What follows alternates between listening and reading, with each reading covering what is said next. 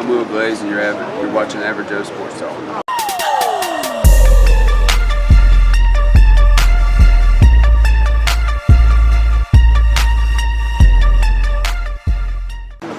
What is it about the game of football you love the most? Oof, man, that's a lot. I don't know. I think I just love everything about it. Growing up, I grew up an Alabama fan, going with my folks to games. Went probably as early as 5 or 6 years old. 92, 93 seasons. Went to Legion Field to a lot of big games. Just grew up all around. Didn't never really play youth league football. Didn't ever play football until I was in junior high.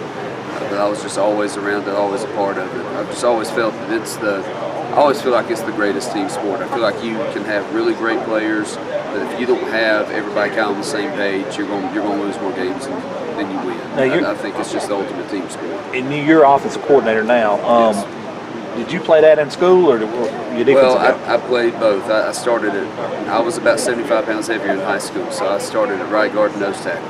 Which high school? I went to Oak Grove High School. Oak Grove, West okay. Jefferson County, in between 3A, 4A. They're 4A now. Okay, all right.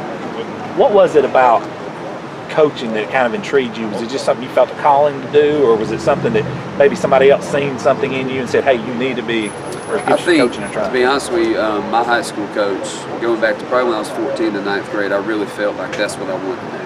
Like I really thought I'm going to go to college to major in education, be a teacher and a coach. I've always been a nerd about sports and history, and so now I'm a history teacher and I coach, and so Coach Battles is my high school coach, and I actually coached with him at Bibb County and Tallahassee.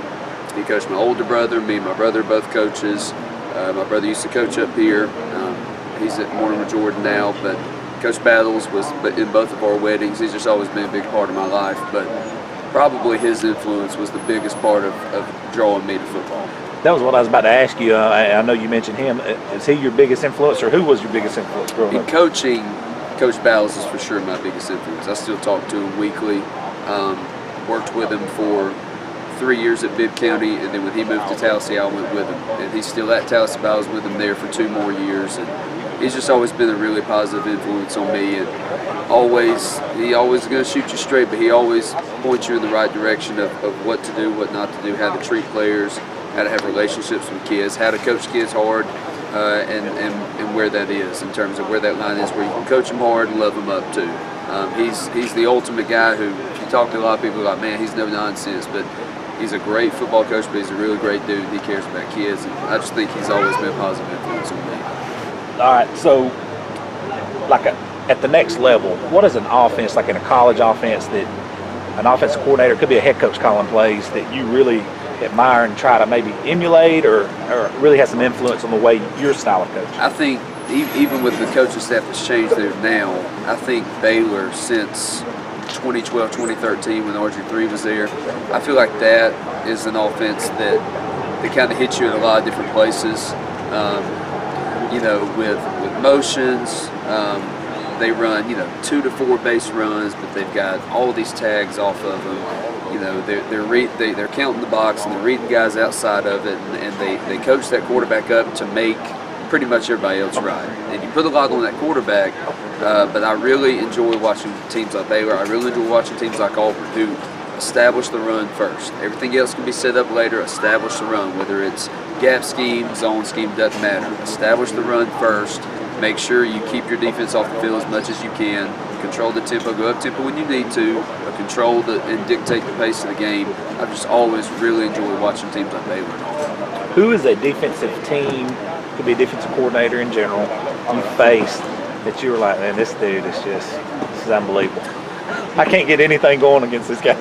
Well, players helped that a lot too. The school I was at before here, when I was at Gardendale, 2016, we played James Clemens, and that's when LeBron Ray, Kyrie McDonald. I still can't tell you how we won that game. We won 26-13. We had 2 scooping scores. Our middle linebacker scored a rushing touchdown and threw a touchdown in this heavy package we had. But we had 102 yards of offense for the entire game. We could not. And I just remember our head coach, who I love to death. He's not the head coach at Gardendale anymore. He's like, we're going to run right at 1, which was LeBron's number in high school. He's like, we're going to run right at that cat. I'm like, all right. And so play 1, we run power right at him. And he takes my tight end I already know where this is and going. squeezes him a complete gap into my tackle. The linebacker scrapes over the top, and he then basically Undertaker choke slams my fullback and makes the play the second 13. It gets real quiet for about 5 seconds, and my head coach goes, don't do that again. We're going to go away from him? Yeah, let's go away from him. But that team was just, they were so good up front, but in the back end too, you're like, hey, let's take a shot. All right, well, take a shot. Like, I mean, that team was so good in all facets. It's sitting there, you're sitting there, it's crazy to sit there and think about a team like that. And you're like, hey, how do we get the first down? Like when you're sitting there thinking about how to get 10 yards, that's tough. Florence 2014, I'll never forget this too, a kid who plays at Central Arkansas now. We played them in the quarterfinals when they were still 6'8".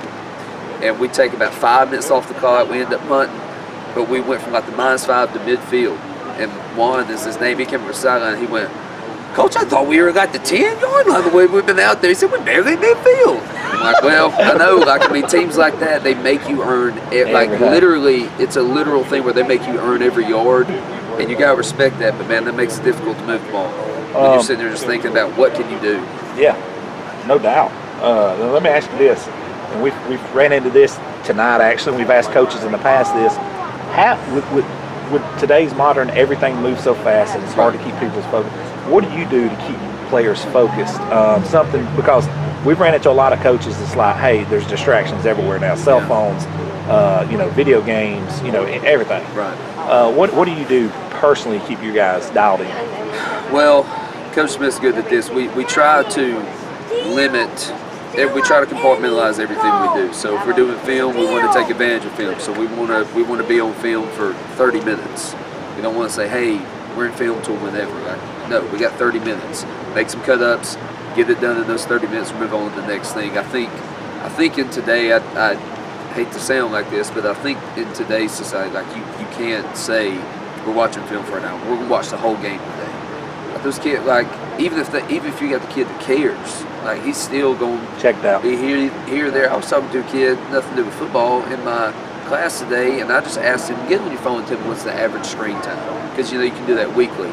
His average screen time was 5 hours and 42 minutes a day on that phone. That's almost a work day, and that's what but that's taking a huge chunk of his time. Is whatever he's looking at, whatever the case is.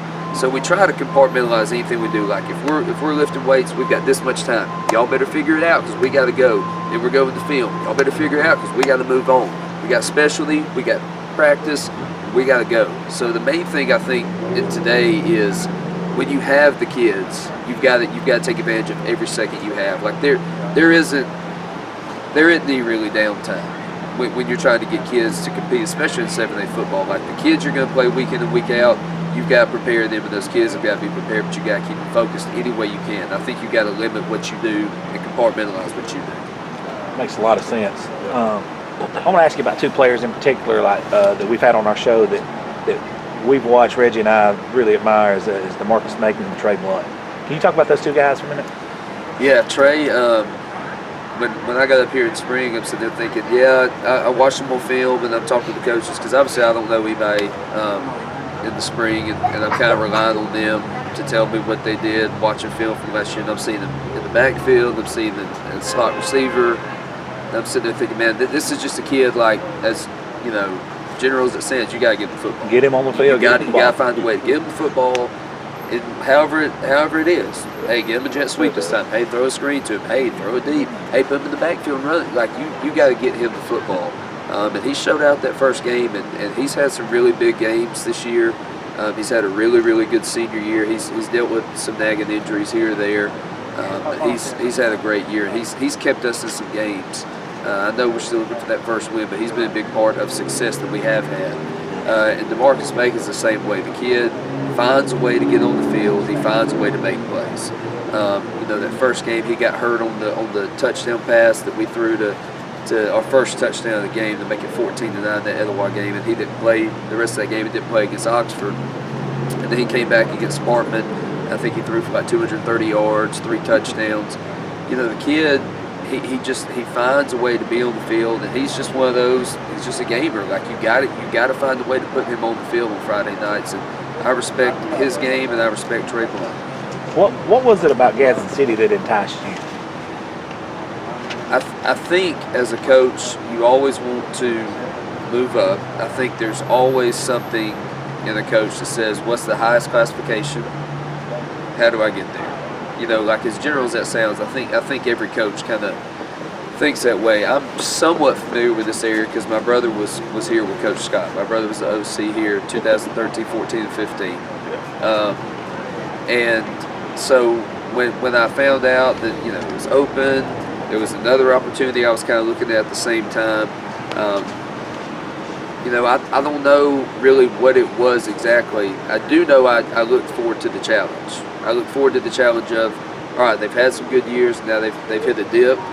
How can I help them? You know, nothing to do with me, but what can I do that could help Coach Smith get this program turned around the way he wants it done? You know, put it in his image. And so, you know, it hasn't gone the way we've wanted to, obviously, but, you know, the main thing that I wanted to do to come up here is always learn and grow as a person, as a human, as a coach, and as a teacher. But I wanted to come up here and help any way I could to try to help us win. Makes a lot of sense. Now, as a coach, does the motivation, what motivates you more, the joy of winning or the fear of losing? Definitely the joy of winning. I don't think as a 32-year-old man or as a 17-year-old kid, 15 years, I don't think there's anything better in anything in high school than walking off the field after you shook hands with somebody on Friday night and you've looked about 60 people dead in the eye, and at that point you've kind of told them, I'm better than you tonight. You know, as a competitor, that's a really cool feeling when you kind of tell them that without saying it, and then that locker room with your boys, you're sitting there going, man, that's what we did all this for. Like, it ain't for that Tuesday where nobody wants to be there and it's hot and we're all tired and people are yelling at us and we're mad. It's about that Friday night when it kicks off at 7 o'clock and we're sitting there on reset and we're like, this sideline's what we got. We're rolling with it. And I want to beat everybody over there as bad as they want to beat me. And when you ultimately get that, and the coaches know it, and the players know it, the managers know it, people in the stands know it, that the joy of win's far cooler than, oh my gosh, am I going to lose? Because you're going to lose football games. Like, there are coaches that are really fortunate in playing a lot of state championship games. There's some really good coaches that coach for 30 years, do phenomenal things on and off the field that never get to coach in a state championship game. I know some great coaches that I'm telling you are better coaches than me. They've never coached in a semifinal game than I have. But that comes back to the players you have at that point, the coaches you're around. It's about where you're at that point. But the joy of winning, when you get to be there with your kids and they know all the work they did in July meant that means more than the fear of losing. And that's what's been frustrating for me this year with our kids is I want them to feel that. Because they deserve it, we just hadn't been able to finish. We've been in games, we're competing, we just haven't been able to finish. And that's what frustrates me for our kids because I know they want it, and I want it for them. Well, let me ask you this, and you said you played at a smaller school. Have you coached at smaller schools as well? I did. What do you think the biggest difference is in a small town schools than a 7A like you're at now? I think sometimes you don't have as many resources at your disposal, and I think at a smaller school, pretty much everything is put on the coaches. Like even little things you don't really think about, you know, getting water ready. You know what I'm saying? Like little stuff like that where you're like, oh, I got somebody else do this. Well, at 4A high school, like 2010, we made the semifinals in Bibb County. Counting the head coach, there were 6 of us. So who's got the water? Well, I'm the youngest one, so probably me. Hey, who's going to make sure the lunchroom's clean after pregame meal? Well, I'm the youngest one, so probably me. You know, and so Coach Bowles, you know, me being a former player is too, it's easy for him to look and go, hey, Will.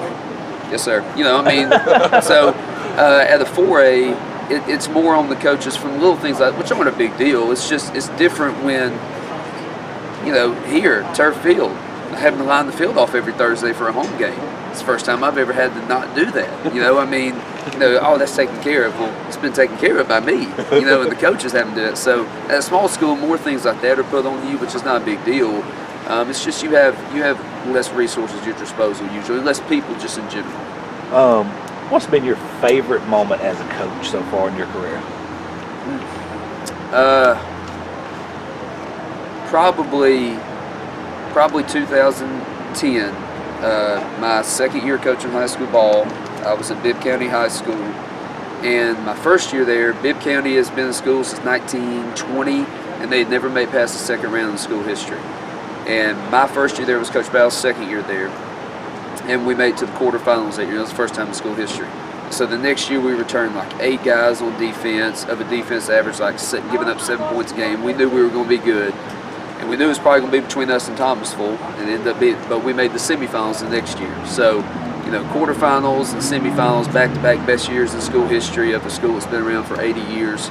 Awesome. But also to set yourself up. I mean, that's your first 2 years of coaching, and you're 24-3 after 2 years, and 36-4 after 3 years. I mean, that's a big way to start, but at the same time, that's not always the realistic goal that everybody else gets. Other people get that first job and they go 3-7, they go 2-8.